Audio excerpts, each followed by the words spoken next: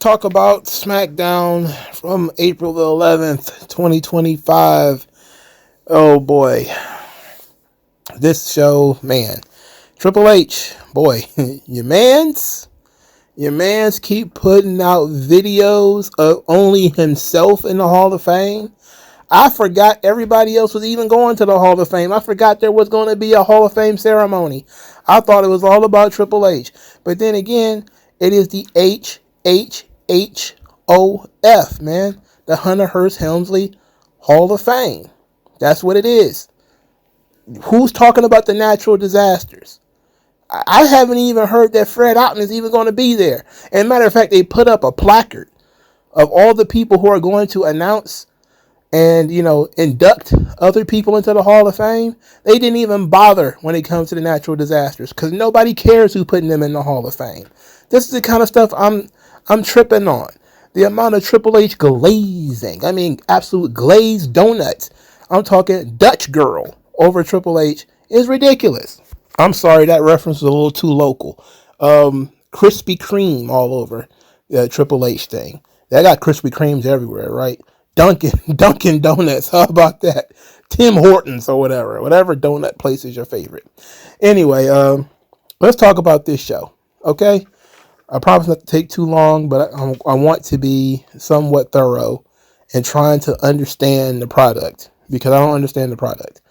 So Randy Orton comes out. He tells Nick Aldis he paid in advance this particular fine when he RKO'd him the last time. So he said, look, I did this once. You fined me. I paid twice the fine because I knew this was going to happen again. So in my view, we're square. I'm like, wait a second. I don't think fines work that way. And Nick Aldis says, I don't want your money. I want your respect. And then proceeds to not get Randy Orton's respect because Randy Orton says he wants an opponent for WrestleMania. He needs to have this match. It's going to be his 20th WrestleMania. He can't miss it. And out comes Solo Sikoa. And I think everybody collectively groaned because I didn't even think he was an option. And I was like, no, not Solo. But instead, they just chattered back and forth. And it ended in a tag team segment where LA Knight came out to help Randy fight off Solo and Tama Tonga. And then that was the main event, clearly, with LA Knight getting the pin on Tama Tonga. And then he got attacked by Jacob Fatu, and he got beat up by Jacob Fatu. Meanwhile, Randy Orton and Solo Sikoa fought off. They punched each other into the crowd and disappeared. So they're teasing Randy Orton versus Solo Sikoa for WrestleMania. Now, I'm not saying that they signed off on it. There's no placard saying that. There's no graphics. But they're teasing Randy Orton versus Solo Sikoa. Throw this man in jail. Triple H needs to be in jail. You have so many options to do fun stuff. Throw this man in jail, bro. He is such a boring booker. He cannot deviate. He got no pivot game. Just no pivots. He cannot adapt.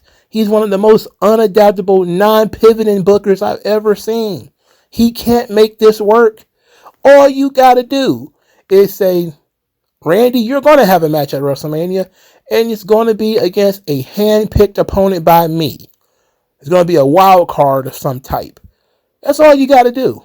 And then Randy Orton could be in the ring, and you got multiple options, and you got all these people who the crowd can be in their brain, like, oh, it's going to be Rusev, it's going to be Malachi Black, it's going to be Carmelo Hayes, it's going to be blah, blah, blah, or blah, blah, blah, and you could build some anticipation because it's a punishment for the RKO he gave to Nick Aldis.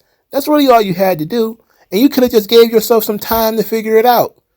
But now you're like, we're going to tease Solo Sikoa, so he's the next man up. Man, don't even bother doing that on Raw. Do it on Raw. Do it on Smackdown or something. Don't waste Randy's bumps trying to do that on WrestleMania. Look, I respect Solo. His push came way too fast, and it sucks because Solo started to show more personality near the end of the run. For instance, on this episode of SmackDown, he showed a great deal of personality.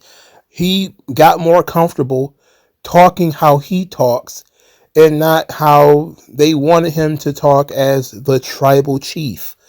And he's comfortable now. But still, I don't know when the last time Solo Sikoa won a match. So I don't see him as being a threat to Randy Orton. So it'll be one of those flat matches on the show that nobody cares about. Don't even bother if that's what you're going to do. Just tell Randy to stay at home, suspend him, because that's also an option you got. Because then you could have Randy crash WrestleMania by saying, oh, Nick Aldis doesn't want me to have an opponent. So Nick Aldis is going to do something slick, like he's going to be out there for, I don't know, some championship match to award the title. And then he gets another RKO at WrestleMania from Randy Orton, who snuck into the building or something. You could have just done something fun. And when injuries happen and you're forced to change course, something, that should be your opportunity to get creative. You can't just be like, well, that wasn't in the plan, so I'm going to replace that match with this match. And it's like, but that match isn't as interesting as what we were going to get. And one of the guys can still go. You could, at the very least, put that guy on the show. You could put him in there with a bunch of other people. Now, it'd be one thing if you got nobody for him to work with. If you have nothing but lower card guys for him to work with, which is kind of the case right now because most of the main event guys are tied up in other matches. But you got guys coming in, or guys that you've signed, or guys that are sitting and catering doing nothing. You could have Randy Orton host an open challenge at WrestleMania and have Andrade answer it. That's really all you got to do. You could do anything. You have so many options. Why would you go with Solo Sikoa? God, I hope it's not true. I hope it's not true. But Triple H is boring and he lacks creativity. I can't look. There's two kind of brains. I mean, we all got the same brain, right? But some people are more logical and some people are more creative. The people who are logical, they focus on things like rules and parameters and, I didn't build this thing up, so I can't go that route. While creative people are like, fuck it, let's just do this. They kind of eschew the barriers. When you're in your creative center, that's your lover, you're a magician if you're a man. You're thinking outside the box. You're trying to break down these barriers of everything needs to have a year-long build to it. Sometimes things can just be fun to do. And if you're going to have a WrestleMania, and most of the main events and things like this are going to be built up over time, you can have a match on the show that's just fun. That's just hey, let's pop this on. Like, when they did Cody Rhodes, his big return against Seth Rollins. There was no real reason for them to do that, except it was fun. You're like, oh, okay. You can have things that are just fun. There's not a lot of thought put into it. Just, it would be cool. It would be cool if. Now, you can't have a full AEW card of it would be cool if. You want to have some logical stuff on there. But in this situation, everybody would understand that you had a guy who got hurt. So you're going to just do something cool here in order to put a patch over it, and then you'll figure it out later. Nobody's going to die if they have to take an RKO at WrestleMania, okay? Just do something fun, not Solo Sikoa. It's not fun. Just keep Randy off the show if your idea is Solo Sikoa. Speaking of keeping people off the show, and I know keeping Randy off the show is not an answer because he's a Triple H guy. And then they had a gauntlet match for which I went to the bathroom and missed the first 3 matches. Well, I didn't care anyway. So Bayley and Lyra Valkyria ran the table, beat every team that came out of the chute because Bayley is not missing WrestleMania. So Lyra Valkyria, who is a singles champion, will not be defending her title that she won on January the 6th. that she has only defended 3 times since. 3 times since. But she's going to make WrestleMania only because Bayley has to be there. And Liv Morgan has to have a match too. So in this scenario, Liv Morgan needs to have a match and Bayley needs to have a match. Instead of having Bayley versus Liv Morgan and just not giving a shit about Lyra and Raquel, they decided to make it a tag team match. Okay, at least he gets Lyra on the card, but they're not a real tag team. And I thought, just being honest, that Bayley and Lyra would lose, and that would be why Bayley would turn heel. Now, I still expect that to happen, but I think it would have had more juice if Bayley didn't make WrestleMania at all, and this was her last-ditch effort to get on the show, is that I lost the Intercontinental Championship match. I tried to get a number one contendership for the tag team title. I lost that too. So the only chance I got is to decimate Lyra Valkyria enough where she challenges me to a match at WrestleMania. That would have been the master plan I would have gone with. But Triple H was like, nah, Liv Morgan and Raquel Rodriguez need opponents. So Lyra Valkyria has a title that she's not going to defend. Okay, great. And guess what? Chelsea Green, she ain't going to be there either. So, how about that? So, Drew McIntyre assaulted Damian Priest from behind. Then he got on the microphone and said that he always tells the truth and that his every action is justified. And that Priest only wanted to fight him, challenged him to a Sin City street fight because he thought he only had one eye. But he is 100% cleared. So Damian Priest is 100% screwed. And then Priest came out and they brawled while being held back by women and cruiserweights. So, oh yeah, and that gauntlet was 30 minutes. 30 minutes. That's how long that gauntlet was. A really, really, really long time. Also, DIY is backstage. They're claiming they're conspiracy victims. They're doing the JFK, conspiracy thing. Pretty Deadly called them crazy. The Motor City Machine Guns came out there. Oh, God, this is so boring. Look. Mello and The Miz challenged the Street Profits. They got in their face later. This is the only time where, doing some kind of multiple team thing would have made sense. Considering these belts have been passed around in a circle since, since the Motor City Machine Guns got them. Then DIY almost immediately won them. And between DIY, the Motor City Machine Guns, and the Street Profits, that's been the most of the tag team division. And Pretty Deadly has been in the mix. You could have done, the 4-team ladder match. I wouldn't have been thrilled with it. But at the very least, you could say that these teams have been tied up in a knot for several weeks. But instead, the Motor City Machine Guns are going to wrestle the Street Profits the day before WrestleMania. So I guess there has to be stuff on SmackDown before WrestleMania. I guess. So, look, DIY sucks. The Motor City Machine Guns suck. I like Pretty Deadly, but I don't like how they're being used. Mello and Miz could be fun. At least Carmelo Hayes is doing something. But there's a lot of missed opportunities here. And I think the Street Profits are a premier tag team. They're premier performers. And the fact that, these guys are going to get bumped from WrestleMania because you don't have any strong opponents for them, that sucks. Especially when the Viking Raiders, who aren't even over as a tag team, are going to be on the pay-per-view. Why are they going to be on the show? Who cares about the War Raiders or Viking Runners or whatever the hell they're called? These guys barely make TV. I guarantee you, if you do a Google search of War Raiders and Street Profits, more people know who the Street Profits are, so they should have gotten the WrestleMania spot. Why would you give it to the War Raiders? Why? Because they're wrestling the New Day? Why are you giving it to the New Day? Oh, I don't know, man. Makes no sense. Let's talk about something I did like. Berto Carrillo, a.k.a. Berto, versus Rey Phoenix. I love this match. This was pretty good.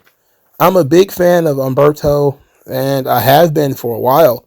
I was a fan of his back when he was a pretty generic Mexican babyface in 2020, 2021. He was at NXT and came up to Raw. And he had a really good series of matches with Andrade. And this was a really good match these two guys had. Really gave Berto an opportunity. I think he killed it. His English has gotten better. He looks less like a child because now he's grown a beard. Hey, I'm ready. I'm all in. I'm all in. I'm buying my Berto stocks. If there was any chance that he could move up the card, any chance, I would be all in on Berto and Angel. But these guys are going nowhere fast, and I already know it. They've already been in WWE 5 years, and they haven't done nothing. They've won nothing. Well, Angel has. He won like a cruiserweight title. But Berto didn't win a damn thing. And it seemed like he was primed for the U.S. belt for a little while there. But he never got it. Anyway, Phoenix wins with the Mexican Muscle Buster. And then we get the story of Santos Escobar forcing Berto to shake Phoenix's hand. Afterwards, he mocks Berto for saying that Phoenix was a flying lizard and he was better than Phoenix and he lost. So then he says he's going to go and celebrate and congratulate Phoenix on his victory, which he had already done, by the way. I mean, he had already shook his hand and congratulated him in the ring. But then he forced Angel to go with him to congratulate Phoenix. And when they left, Andrade walked up, and his English is bad.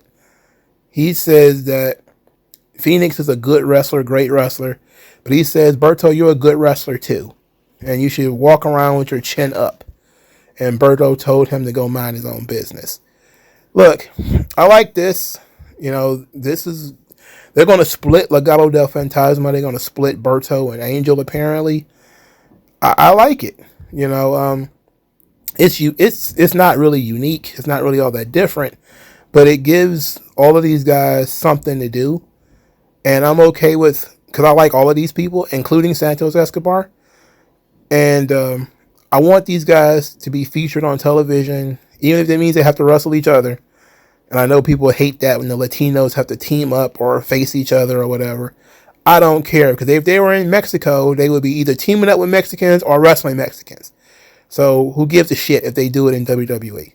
Tiffany Stratton is attacked by Glitter Boots Charlotte in the parking lot, just beat up in the parking lot.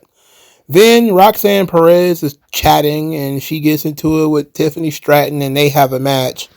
Match is okay, not on the same level as their NXT work, which, of course, they wasn't given the amount of time, and the whole point was to put Tiffany over. And then Tiffany wins the match because, of course, she did. And then she's attacked by Charlotte again. So, no chatting between Tiffany and Charlotte this week. No opportunity for Tiffany to do anything except get curb stomped by Charlotte. So, something tells me that somebody in the office doesn't want Charlotte to get embarrassed again, but instead wants to reestablish Charlotte's dominance after she got the legs cut from underneath her last week. And I know a lot of this is coming across as being, it's political hoo-ha, it's political ballyhoo, but why else would you have the girl get beat up twice on one night? She didn't even get fight back on the second time. She got beat up twice. As a matter of fact, and throughout this entire feud, it's just been Tiffany Stratton getting beat up. They're clearly trying to send a message to this girl because she has not looked like a champion that is prepared for a fight. And she has not looked like a fighting, gritty baby face. She's been just getting attacked from behind, and she spent a great deal of this feud either on the ground or stammering in a promo segment. It has not gone well for Tiffany Stratton. That said, it's been reported that Charlotte has heat with the women's division, which is almost always the case, and that she is separate from all the girls in the locker room. And I always thought that was the case anyway, so I don't really see how that was a major change. But it's kind of sad if true. Charlotte's been there so long, you think she'd be, the captain or the quarterback, as Cody claims to be. You'd think she would be that girl, but Charlotte has always been sort of out for self and a social climber, much not really out for the betterment of the women's division in general, but the betterment of Charlotte Flair in general, which I honestly do not blame her for. All right, so because her girls got beat up, Chelsea Green had to go to the ring by herself against Zelina Vega.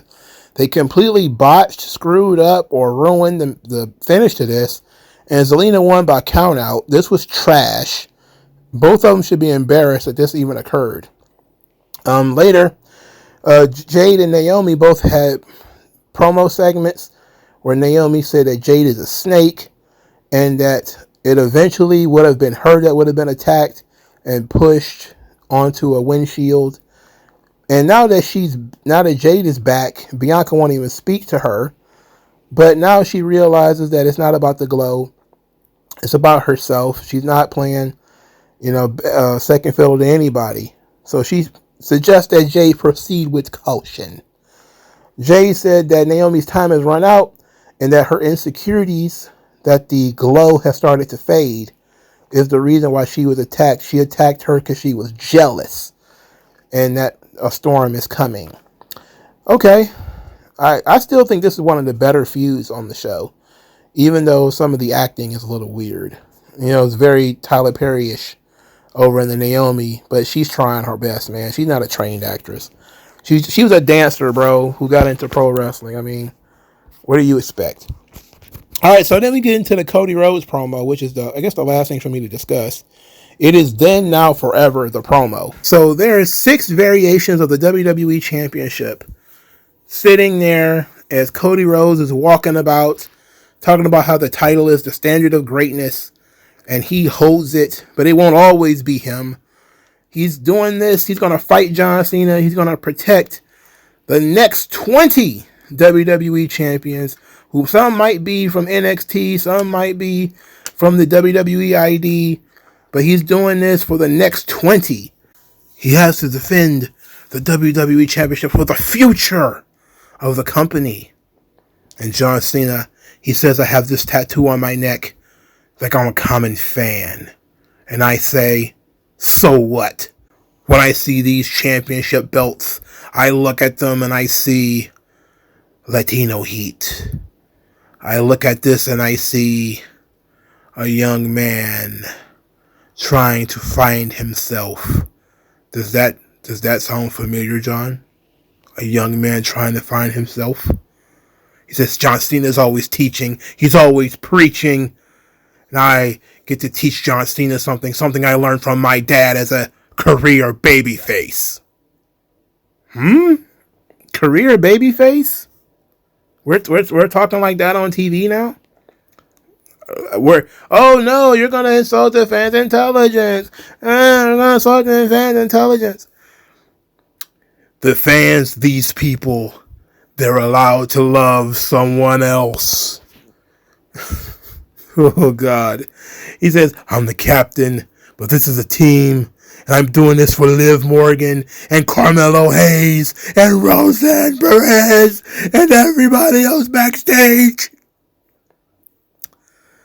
And he starts talking about how the bell is going to ring and he's going to live John Cena with his moment. And he says people want him to say that the champ is here, but John Cena knows that his time is over and it's been up for a while now. Oh my goodness. It was a strong promo from Cody, but it was Then, Now, Forever, the promo. Then you had all the belts from the past, talking about Latino heat and the sprinter belt and all that stuff. Now, of course, he's talking about himself, what he fights for, what he believes in, and forever is what he's trying to protect from John Cena, who wants to take the belt and run away. He's going to defend the championship, so there is a championship for the NXT guys and the NILs and the Evolves and all of them. I get it. It was a strong promo that feeds into the story. What does this have to do with The Rock? What does it have to do with The Rock? What does it have to do with any of that stuff I saw at Elimination Chamber? It's been 2 months. What does this have to do with any of that? How did we get on this track? I'm the last real champion. I'm going to be the last real champion. Okay. What does it have to do with The Rock? The Rock is playing with a Rubik's Cube, wearing a New Japan Pro Wrestling shirt on Instagram right now as we speak. He ain't thinking about WrestleMania. Why did you let this man poke you and prod this company off the rails? It clearly had something planned that was not this, because he has not made a single appearance. I don't think he's tweeted about the show. He ain't did his bullshit arm slaps. He ain't done nothing since Elimination Chamber. What on earth does any of this have to do with John Cena's allegiance or alliance with WrestleMania? Is next week. It's next week. And we got no answers to why John Cena teamed up with The Rock. They have now made this a personal feud between Cena and Cody. And not even really between Cena and Cody, but between Cena and the fans. He joined up with The Rock. He sold out to The Rock because he hates the fans. John Cena did. And Cody, well, he loves the fans. They're allowed to love someone else. What? You're my chauffeur.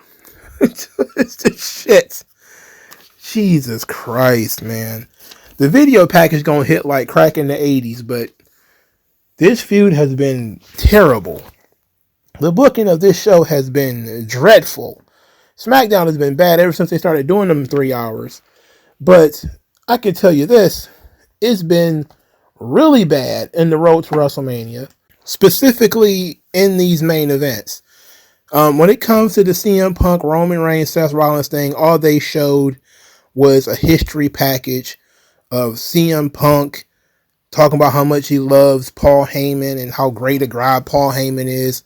And I can just hear Tommy Dreamer's blood bubbling from here. It's got to be like a pot of rice at this point, just filled with starch. It's angry, very mad. He's going to throw his television at all these people talking well about Paul Heyman. But it's been nothing. It's been nothing, you know? The Cena Rhodes thing has so much potential.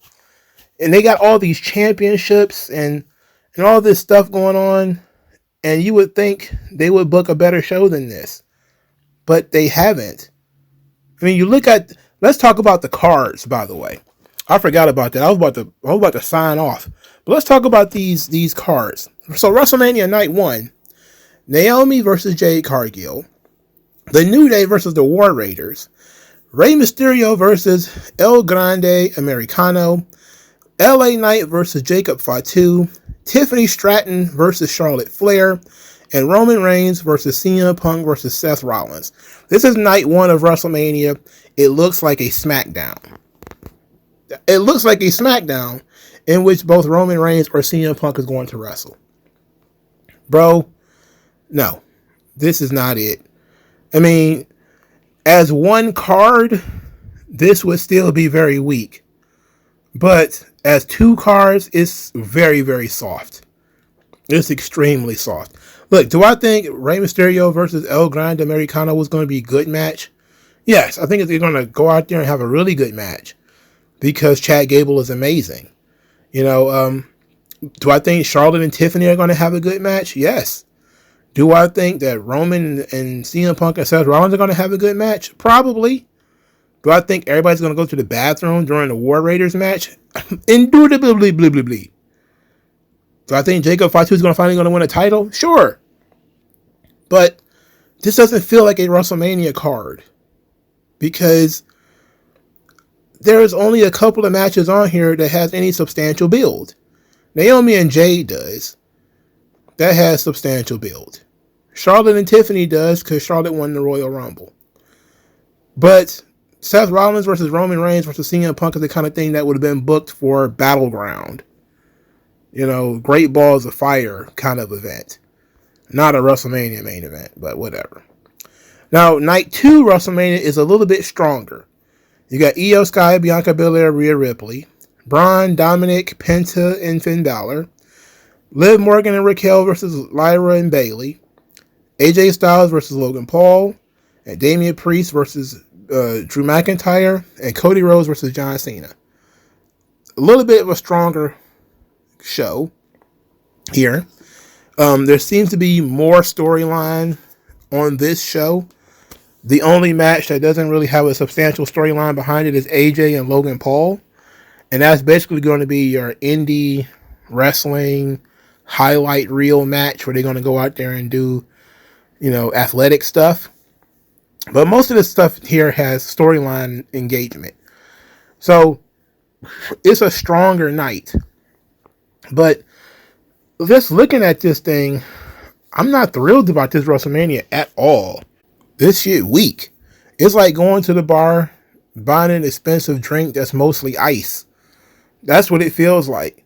Oh yeah, the main events feel like main events, but most of the card doesn't feel like it should even be on a WrestleMania. It feels like a Raw or a Smackdown.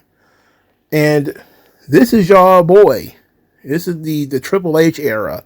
The guy who continues to make videos celebrating himself. Hall of Fame, HHHOF. A disaster. Really bad stuff that this guy's got going on here. But who's going to do something about it? Who's going to be the person that's going to stand up and say that the product needs to be fixed? I don't think it's going to be most of these fans. Most of these fans seem to just go along to get along. So let me know what you guys think, though. And I'll talk to you folks later. Tell me what's worse than learning all that you led to believe was all horse crap. They distort, so question as if you worship.